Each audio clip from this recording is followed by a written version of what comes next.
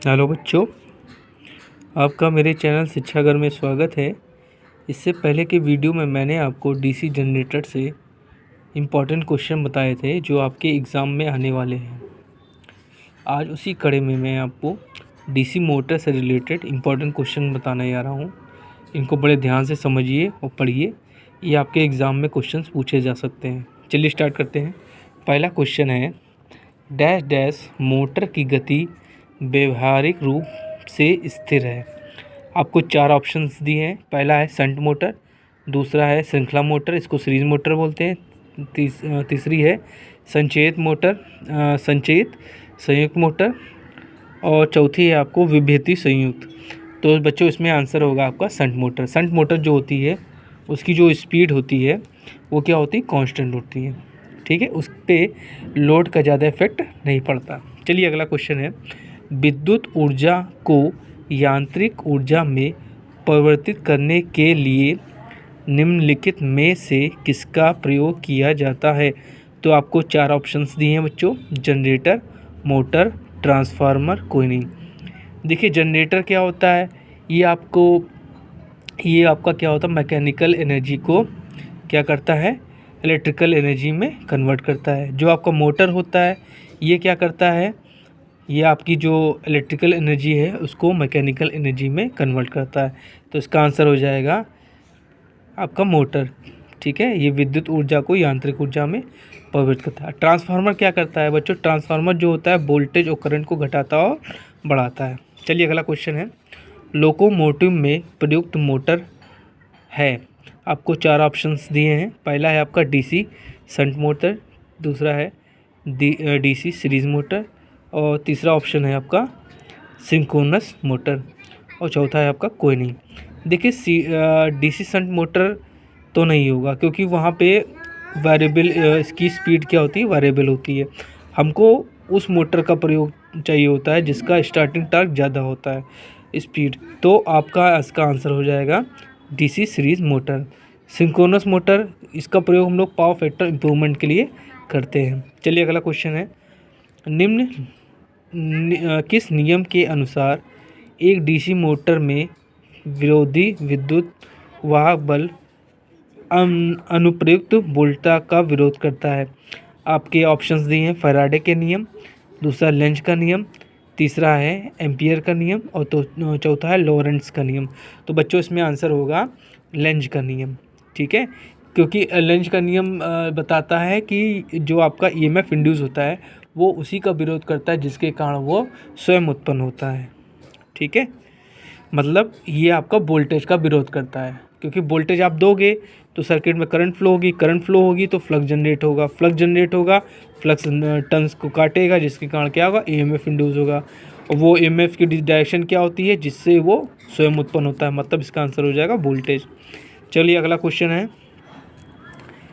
किसी DC motor की दिशा dash dash द्वारा बदली जा सकती है।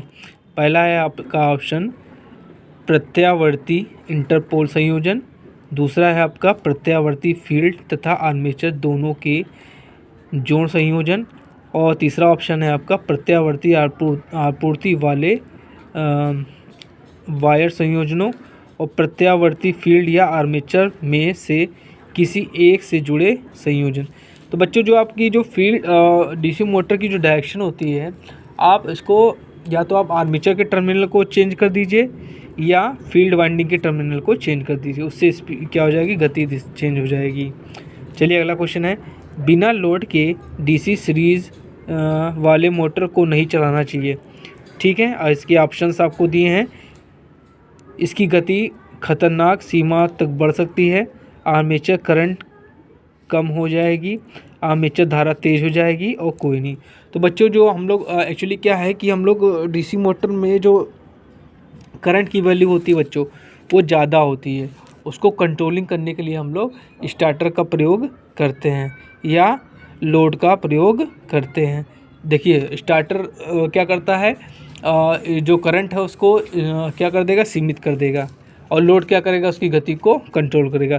तो इसका आंसर क्या होगा, इसका आंसर होगा इसकी गति खतरनाक सीमा तक बढ़ सकती है। चलिए आगे क्वेश्चंस के बारे में डिस्कशन करते हैं।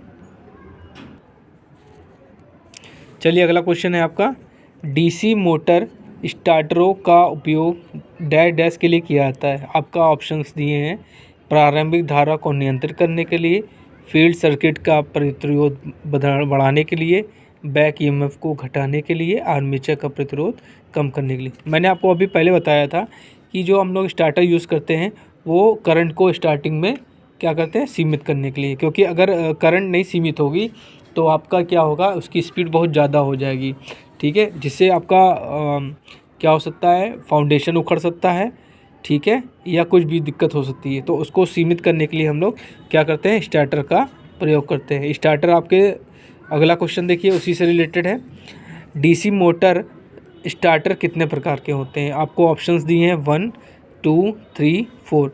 तो स्टार्टर जो बच्चों होता है आपका 3 प्रकार का होता है, ठीक है, ठीक है। चलिए अगला क्वेश्चन है, डीसी सीरीज मोटर का प्रारंभिक टार्क डैश डैश होता है। ऑप्शंस आपको दिए हैं, कम, शून्य, उच्च, बहुत कम। तो बच्चों जो हमने आपको बताया कि डीसी जो सीरीज मोटर होता है उसका स्टार्टिंग टार्क क्या होता है, सबसे अधिक मतलब उच्च होता है स्टार्टिंग में, तो इसका आंसर होगा उच्च। अच्छा अगला क्वेश्चन है, डीसी धारा मोटर का विरोधी विद्युत वाहक बल डैश डैश, ठीक है। ऑप्शन दिए आपको, आर्मेचर वोल्टा को नियंत्रित करता है, ऊर्जा रूपांतरण में मदद करता है, अक्सर आपूर्ति वोल्टा से अधिक होता है, प्रयुक्त वोल्टा में सहायक होता है। तो बच्चों इसका आंसर हो जाएगा ऊर्जा रूपांतरण में मदद करता है।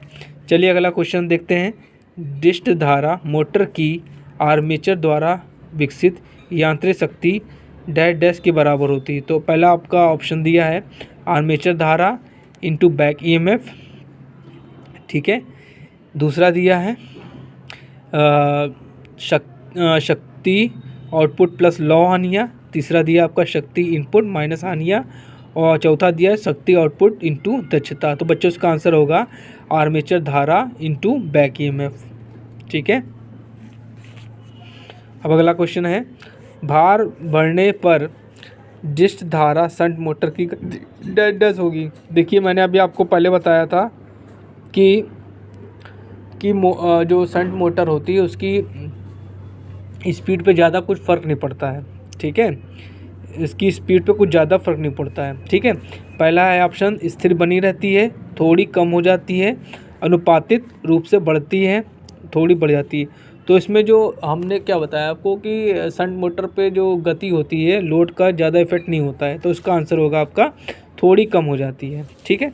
चलिए अगला क्वेश्चन देखते हैं कि डिस्ट धारा श्रेणी मोटर का TA/IA ग्राफ एक होता है, ठीक है, आर्मेचर टार्क और आर्मेचर करंट, ठीक है।